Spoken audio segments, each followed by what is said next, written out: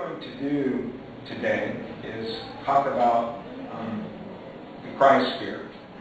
As I think most everyone knows, the cryosphere is just a 25 peso word for ice and snow that covers the planet. So I'm not going to talk about any of my own work today. I'm a geochemist by training and work with biologists doing very similar work to what Gabriella's group is doing. But I'm going to talk about something that I thought might be more interesting. And much of the work I'm going to talk about today is done by colleagues at my center at Byrd, although I'll draw on work from others around the world as well. Keeling curve. Charles Keeling at the Scripps Institution of Oceanography began measuring CO2 in the atmosphere at Mauna Loa in Hawaii in 1956. As kind of an ironic twist, he struggled throughout this whole time to get continued funding to do this. The agencies weren't interested in monitoring things. They wanted people to go out and do process studies, but he maintained this monitoring record up until the present.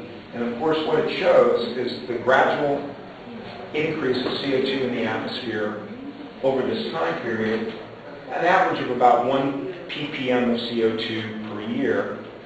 And of course we believe, and actually I shouldn't say that, we know that the majority of this CO2 is produced by fossil fuel burning, and maybe another 20 to 30%, depending on who you read, says it's produced by land use change and agricultural practices.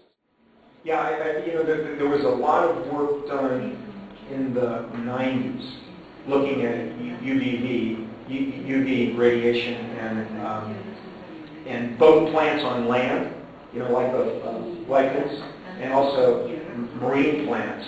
And I think that, I'm not that familiar with all of it, but I think that, I think, and again, the Canadians also, Ward, Vincent, and these guys have done a lot of work, and the organisms are impacted by it, but in the terrestrial realm, a lot of it has to do with, the impact is directly related to how much pigment, how much dissolved organic material that's in the water that kind of shields the organisms. But I think the experiments that I know about, where people took organisms and zapped them with UV, it had impact on them.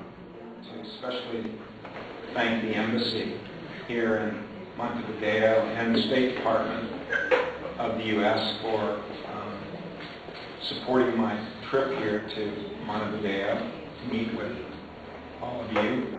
I want to thank also Gabriella and her group here for hosting this today, and also my colleagues from the Institute that I spent time with yesterday. So thank you. I've had a really tremendous time here in Montevideo.